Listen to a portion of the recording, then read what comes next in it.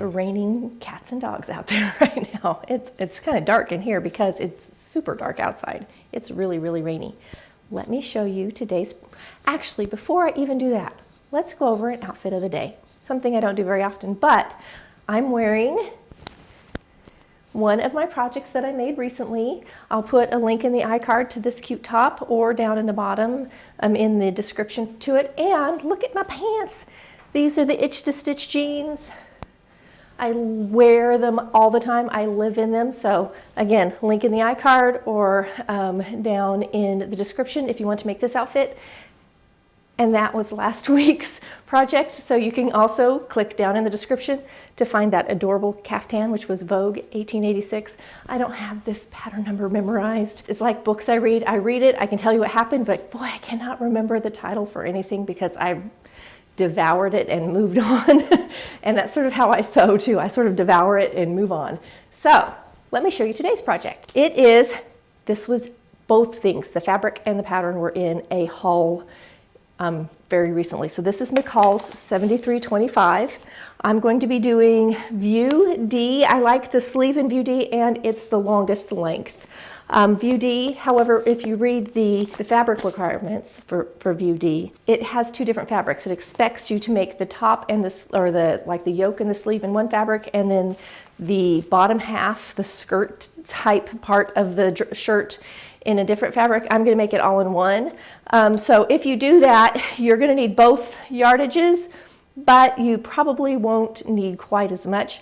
We'll find out. I bought extra just in case, but I don't think it'll be a problem. I have 60-inch wide fabric. Let me show you. It should be made in something soft and drapey because it's super full. If you don't use something soft and drapey, the fullness of the pattern will make the body full. So if you have a soft fabric, even though the pattern's really full, it will drape and hang in a soft way that won't add a lot of girth, a lot of dimension to the body. If you use a heavier weight fabric, it will add dimension to the body. If you want that, if you want something that kind of makes you look a little fuller, then go with a heavier weight. But it's meant for soft and drapey. This is my soft and drapey. This was in my haul. This is a knit. It's supposed to be for woven, but it's one of those that's pretty easy to transfer into a knit. And that's what I'm gonna make it. It's like a dotted Swiss knit. So Dobby, like this one's made out of, would be great for this. A voile, a georgette, any super soft drapey fabric would work fine in this. And that's why I went with this great knit. One more thing before we go to cutting. So I'm going to go down a size. There's plenty of wearing ease in this that it's still going to fit fine. That's one nice thing about this pattern. There's a lot of wearing ease. So if you're off a little bit on size, you're probably going to be okay. It's sort of forgiving. It's one of those that, oh, the store only had it in a medium. And you normally wear a large, you put on the medium, you're like, oh, I can wear a medium in this. It's because there's so much wearing ease. And that's sort of how this pattern is too. So take your measurements, look at how full the pattern is, and make your own decision about that. But I am going down a size for me for this pattern. All right, enough talking, let's get cutting. I hope you can see this okay from there. I've got my big sleeve here. And the way this sleeve actually works is it comes up pretty high on the shoulder. It meets the yoke. And then I'm doing the long sleeve version. There is a short sleeve on here that you could add a ruffle to if you wanted to. And I may actually shorten it to 3/4. I haven't decided yet. I'm not cutting the sleeve yet because the sleeve, this is 60-inch wide fabric, and the sleeve is wider than the fabric folded in half. So I will have to fold the fabric differently to get the sleeve out. So I'm going to cut it last. I'm also considering shortening it a little bit. I think I want 3/4 and not full length, not to the wrist on this, so we'll decide that in a minute. So instead, here's my the lower part of the shirt that's attached to the yoke. The same width all the way down. So in one of the views, it has a cute little ruffle. If you want to add the ruffle to the bottom of this, it will fit on the bottom of View D, even though they don't show it. I'm going to refold this over so I can get my two. This is the same for the front and the back, so I've got to cut two of these on the fold. And then what's left over on the side, I'm pretty sure I can get at least one set of the yokes out of also. So that's how we're going to cut it first. Then we're going to come back and do sleeves. I have plenty of fabric, but I'm always kind of parsimonious with how I cut. So this is how the layout is starting. I need two of these, so I'm going to just stack them. I've refolded. I need 4 total. I need 2 of this and 2 of this. So you can see how that I can carry that down. Once those are cut, all that's left is sleeve, and I have quite a few yards left over, so I should be good. I shortened the sleeve, kind of dry fit it on me a little bit to see, and I definitely want a 3/4 sleeve so you can see how much I've pulled out. I've filled in that area so I still have a really full blousey sleeve, and then it comes kind of narrow, though not very, it's really a wide sleeve. Right where the turnip is for the elastic, right where we're gonna make the casing. Hopefully you can see I filled in that corner and that corner, shortened it. That's the new sleeve that I'm getting ready to cut out. Sleeve layout, I have folded, here's my selvage, so I folded it the opposite direction. You can't do this if you have a napped fabric, because you'll have one sleeve looking very different than the other, but that's the way I folded it. It's actually right below where I just cut the bottom part of the shirt, which is sort of the skirt portion of the shirt. And then I still have all of this and all of that. I need to get 2 more of my little yokes, which I can get in this area. I'm gonna cut this, refold again, get 2 more yokes, and we're cut out. We're all cut out and ready to sew. Before you move any farther, I recommend you make sure that you have transferred all markings. So if there's a circle, transfer the circle. Transfer it to the wrong side if you're using a marking pencil, because that's the side you will be seeing when you're stitching this together. We put right sides together, we see the wrong side when sewing. So make sure you have all circles. There's a square on the sleeve that's very important. It tells us where to stop because the sleeve actually makes part of the body of the garment. It's not quite like the raglan sleeve where it comes all the way into the neckline, but it does come, see how this sleeve comes up to the yoke. This sleeve in this comes way up higher. The yoke is way over here. So your sleeve comes way over here. So it's sort of like part of the shirt. Everything's a little oversized. All markings are super important, so put them on there. I cut this out of knit, and because I cut it out of knit, I'm going to go ahead and put a little piece of knit interfacing just along the center front. There's a slit that's cut open, and I just want to reinforce that a little bit right in the center front of one of my yoke pieces. And then we're going to go ahead and start sewing together the shoulder seams of both sets of yokes. So you'll have 2 sets of yokes with the front and the back together at the shoulder seams. That's where we're headed. I'm just going to sew everything together at the sewing machine. At this point, the yokes are self-facing, so I don't need to serge those shoulder seams for this. So the wrong side of one of my front yokes, and I've just cut a strip to go down the center front where that cut is going to be. And I make sure you get sticky side down. I'm just going to press in a little interfacing. It doesn't need to be much, just something to make it a little more stable right along that cut edge. And then we'll be ready to sew together at the shoulder seams. I've gone ahead and marked the end of where the that neck opening is going to be and the 2 front sides, so I can just draw that right on here. I may shorten this a tiny bit. I'm going to hold it up to me and see. I don't want it to be too low. I don't want to have to worry about wearing a shirt underneath it or something because this cut is too low, so I'm going to check that real quick. It's an easy thing to move this little dot up and just redraw your lines to it. All right, so we're going to now do shoulder seams, and we're doing right sides together at the shoulder seam. We're going to have 2 sets, so you're going to have 1 set. I have put an interfacing on one of mine, right down the, so there you can see, and I've actually drawn my little, it looks like a dart, drawn my little lines that I'm going to be stitching out. So I'm going to sew both of these shoulder seams together, and then we'll be ready to go on and do the little neckline.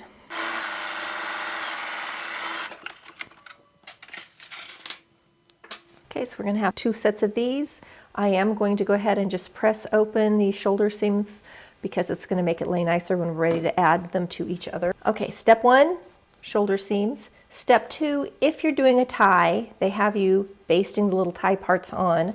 I'm not doing a tie. And then step 3, they have you do the other shoulder seams. So all of that should be done. If you put tags in your clothes, one of those yokes will be on the inside and you can sew your tag onto it. So here's my little tag right there. And I sewed it to the one that I put the interfacing on because the interfacing shadows through ever so slightly, and I do mean slightly, it may not show up on the camera at all. I want that to be on the inside. It's really there just for stability only, so the other side doesn't have interfacing, which will be my outside one. So now that we've done all of that, we're going to take these 2 yoke pieces and press our shoulders. We're going to take the 2 yoke pieces, lay them on top of each other. We're going to right sides together, match them up at the shoulder seams, and hopefully you have transferred your markings and everything. I've got mine upside down. Here, hold on. Hopefully you've transferred your markings, etc., so that when you're ready to sew this, we're going to sew all the way around the neckline, and we're going to sew down the V right here also. So I'll do a little close-up for you, but I'm going to pin it together really quickly, and we're going to stitch this in. This is step 4. You don't want to stretch this neckline out while sewing it, so be really careful when sewing around this circle that we don't stretch it out. Now this is a circle, which means we're probably going to have to do a little trimming and clipping to get it to lay nice when we're done, and I'm looking, they don't really show any of that, so I will show you that. I always pin my seams. I pin at the seam, but I pin both sides of the seam, because one of the worst things is when you've sewn around and you look, and on the back side that seam has flipped over and stitched the wrong way, stitched down, flipped over, it's gone and gotten stitched. That's so frustrating. So I always just pin that thing. I pin it into submission so we do not have an issue with that later. Anything that we can control on the front end will make our lives better. Okay, let's sew. I just think it's a nice inconspicuous place to start, sewing at the 5/8 inch line. I do have my even feed foot engaged, so I don't have any movement.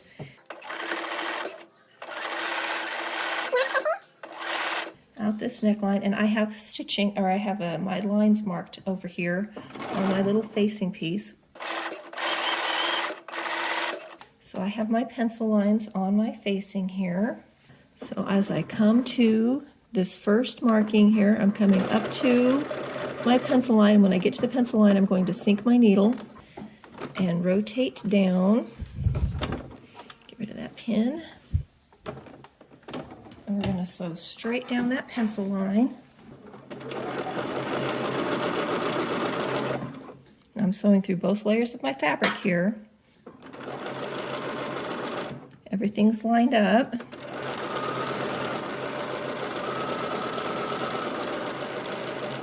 When I get to the very center point, I'm going to sink my needle and rotate and come up, and then we'll just continue. I'm going to come up my seam till I get to the 5/8 inch, come up this pencil line.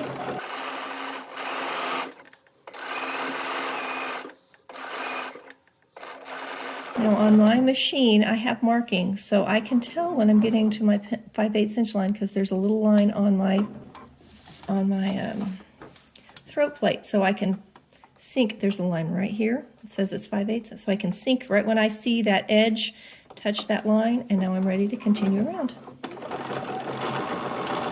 Okay, so we're just going to continue around the rest of our neckline. We're completely stitched around. It should sort of look like this in the front. Now we need to trim all of this out. We've got to cut down this area. So we're going to cut down between these lines, just straight down, and we're going to also trim this out because this curve is smaller than this curve. It won't turn nicely.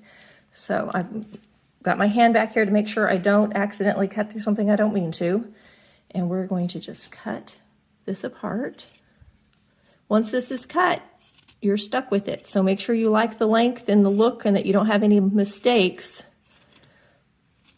And this interfacing, another thing it is it keeps this from fraying. Now this is knit, it won't fray, but it still can pull apart.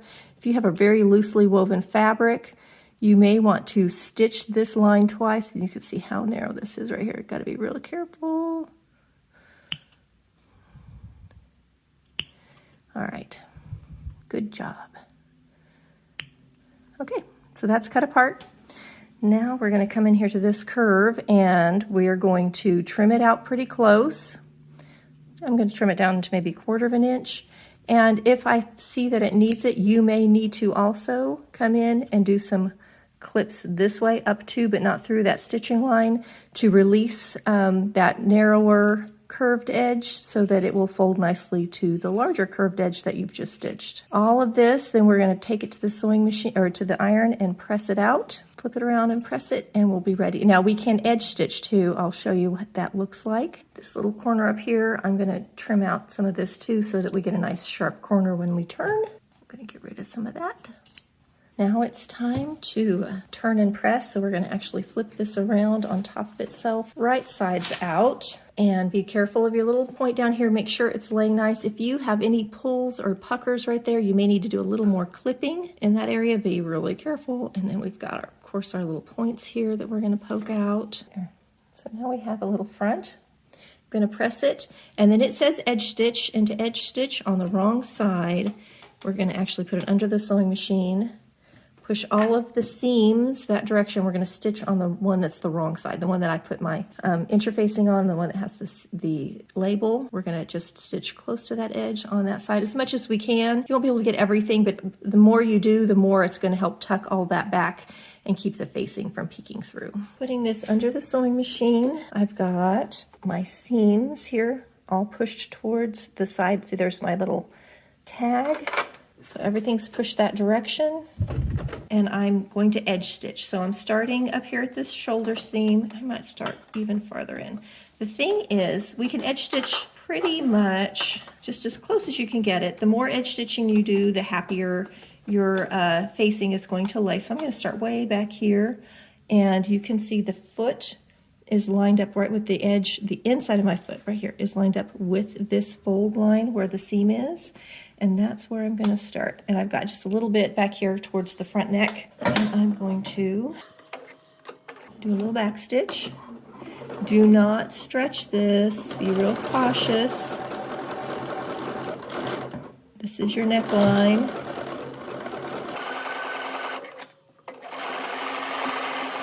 So the edge stitch should look, like that. Very small stitching line close to that seam, and that's on the wrong side, so on the right side you don't see it at all. Just so you can see the close-up of how the edge stitching looks, and I've stitched not all the way to the corner. I'm not trying to make it complicated really, just started about right here, edge stitched as much as I could, and actually I probably could get some edge stitching in here pretty easily too if I wanted to. If you're having lots of problems with yours pulling, etc., edge stitching will help, just don't stretch. All right, we're ready to now baste these edges together. We want to make sure they're lined up really well, and we're just going to baste around to hold everything together. That is step 6. So we have basted around our 2 layers together, so we have our little yokes put together. Look at how soft this fabric is, even when there's a double layer. So it's all basted around and lined up, and since we've already got our machine set for a long stitch, we're going to baste, we're going to put gathering lines in the sleeves. So we're at step 7, and no matter which sleeve you're doing, we're going to be doing basting lines in the sleeve cap. So you can do that for everything. They have little circles on there. That's where our gathering lines go between. It's always best to do 2 rows of gathering lines. So you'll do one at like 1/4 of an inch and one at about 5/8 of an inch. And that will give you the nicest, evenest baste to go around. I'm looking, we also are going to be basting our little skirt panels, and if you want to just get all the basting done at the same time, go ahead and do the skirt panels. It also has little circles where to run your gathering lines between. So I'm going to go ahead and do all of that now, and then I don't have to worry about switching my machine back and forth, and it's sort of just an easy prep step that's taken care of. So let's do all of our gathers really quickly. If you're looking, it's step 7 in the directions and step 13. That's the gathers for those 2 pieces. And the bottom part of the top is gathered before the side seams are done. So we're not really going to be worrying about sewing anything out of order either. It's just going to make your life a little easier. Make sure though you have all of your markings transferred because they really matter. And once you start putting in basting lines and moving things, it's going to be harder and harder to go back and add it. I do a little tiny cut down on all my notches, and then wherever there's a circle, I've used a little marking pencil for that. Onward and basting.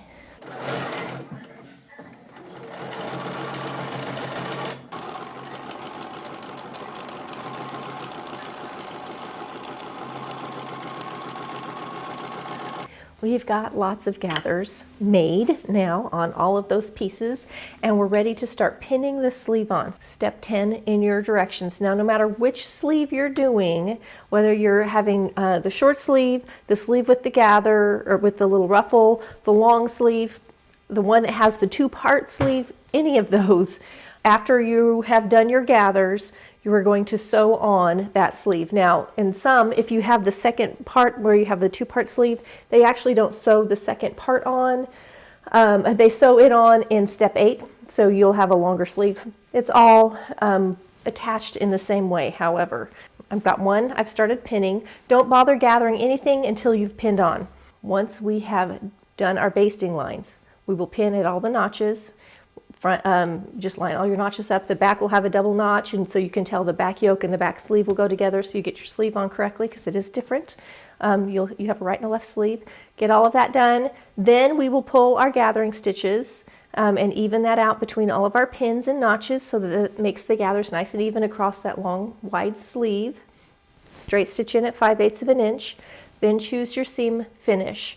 Do you want to overlock that edge? Do you want to zigzag that edge? Do you have a fabric that doesn't need a seam finish and you can just skip it?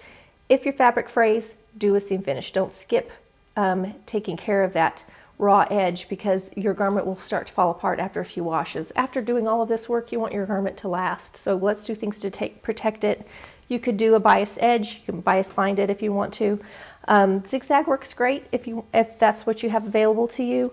I'm going to do overlock on mine, and then we will come back to do the next step. So depending on where you are, you should be through to step 9, depending on what sleeve option you've chosen. The sleeve goes in the same either way, like it's the same sleeve pretty much no matter what. Let's get these sleeves sewn in and we'll come back in a minute. Here's a quick look at it pinned together with all the layers and with the gathers in. And all those notches really help get the gathers nice and even across the whole sleeve. So now I'm ready to sew it in. Okay, we have sleeves in. I have overlocked that edge just to make it nice and pretty. So I'm gonna just hold this up so you can see. Now I chose not to put ties in this and I hope I'm not going to regret it. This is so soft and kind of floppy. I may have to come in and put a little frog or something to hold it together. We'll see. We'll see how it is on the body. It may be perfectly fine, but look at the sleeves on there. Okay, so now we are down to, we did 10. So depending on which sleeve you're doing, either on step 11 or 12, we're going to sew the sleeve together until we get to the square that was marked on our pattern. So on mine, I have this little yellow marking. So we're just going to sew this much of the sleeve together on both sides, and then we're going to start on the lower part of the shirt. I went ahead and serged my sleeve edge too because I'm going to just turn it up and for the elastic after this. So we're going to sew both of these.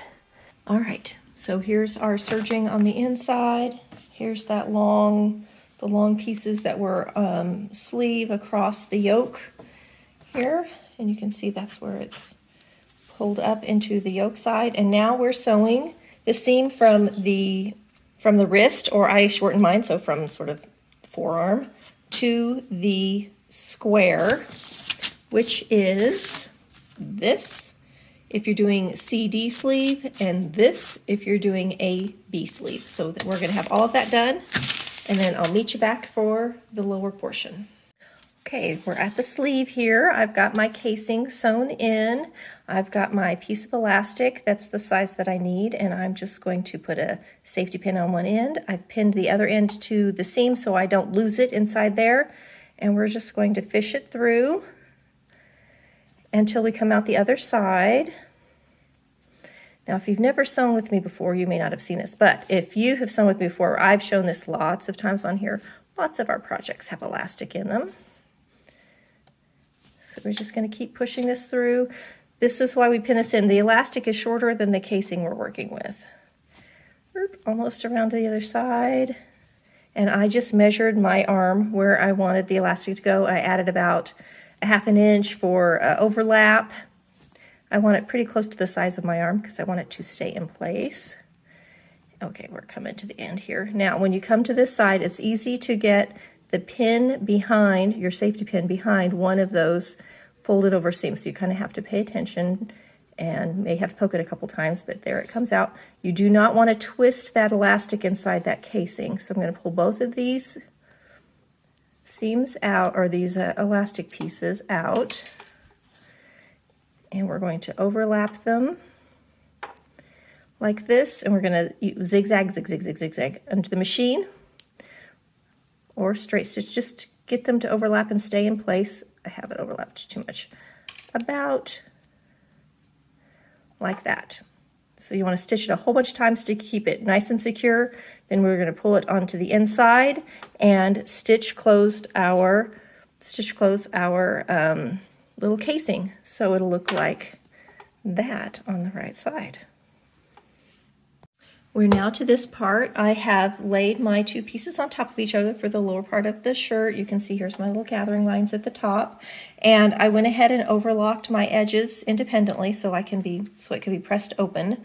Haven't pressed open seam like it looks in the picture. So we're going to just sew these together on the side seam. Even though I've overlocked, I can still find where my notches were. So can you see those are my notches, so they're still there. All right, so now that that's done, we're just going to sew these up really quickly. I am going to go ahead after I've sewed this up, I'm going to press these seams open, and I'm going to serge around the bottom of this before I attach it, just because it's easier to handle. I managed to film quite a few clips with a dead mic, so here I am explaining that I decided to go ahead and put the elastic in the sleeve before I put the bottom portion of the shirt on, and I went ahead and hemmed the bottom portion of the shirt while it was independent of the yoke and the sleeves. So that's out of order for the pattern instructions. If you want to do it exactly by the pattern instructions, just use the timestamp and come back to it in a minute. Everything's pinned in. I haven't started pulling in the gathering lines yet, but I want to show you. This is the sleeve seam, the underarm of the sleeve seam, and here is the side seam of the lower portion. And so you can see how they line up, and can you see how it kind of hangs off, because we're pinning up to like this. So we're going to sew up to this point and then stop. We'll flip this over and so start right here and sew across, and so it opens up. So it opens back up right there. I am regretting not going ahead and serging the top of this lower portion of the little skirty area. I'm regretting not doing that independently. I will come back and serge it after it's all sewn on, because I should have done it before I ever put basting lines in. So it is what it is. Now that it's pinned together, and you can see here's one of my markings that lines up with this. There's no gathers in the side seam underarm area. Then the gathers start. So here's where our gathers are. So we're going to just start pulling in the gathers, pulling these lines. Always pull the same ones. So if you are pulling your bobbin, always pull the bobbin, because if you switch, it locks it up and you no longer will get gathers. That is on the same seam. So I'm going to pull, and we're just going to start pulling in all of this fullness. The skirt's got some gather in it, more than the sleeve does. And we're just gonna, and that will actually move right across my pins if you've never done this before. Be careful not to break your threads. You wanna be kind of gentle, because it's easy to accidentally break them, and oh, that makes everybody sad. But anyway, see how it'll move right across? So we're gonna start pinning that so that they meet, and we can sew it together. And then we will, it doesn't take, you can just kind of go like this and see how it evens right out. You just want a nice even gather. I'm going to sew this seam where I'm putting the top portion of the bodice to the bottom together in portions. So this is the underarm of the sleeve and the side seam, and I'm just going to sew this little section. There's no gathers because I want to be able to see where I'm going, and I want this side up. So I'm going to go ahead and sew this little section independently on both sides, and then I'm going to come back.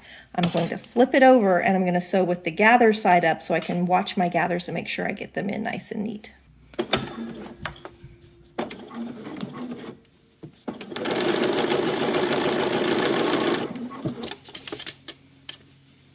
So right here you can see where I start and stop, and I've got a pin in it. I'm going to have to pull the pin out, get it out of the way. And I'm sewing right up to my old stitch. I'm going to sink my needle whoops, get my foot control, there we go. I'm gonna back stitch and stop. So that I have sewn that much. Now I'm gonna flip to this side, flip it over, and we're gonna do the same thing over here. And hopefully I didn't get this off of my side seam. Hopefully I didn't move it a little bit.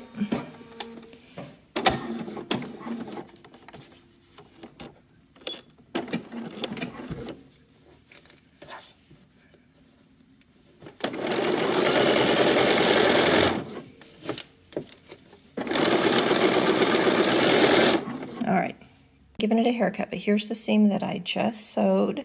So if I flip this around to the right side, I am off just the, oh, come on, focus. I'm off just the tiniest bit right there. But that's the seam. And that's how it's going to look. Okay, I'm all done. I'm going to go to dinner with my husband, and then I'll come back and I'll show you the finished garment. So it will be dark outside when I get back. And I just took my mic off and it was dead. So I'm afraid the last things I filmed on my camera may have no sound. We'll find out when I get back. So I may have to do some voiceover or something. I'm not sure. We'll see how long I've been filming with no sound. Okay, back in a second. Keep filming with the dead mic because end of the day. Okay.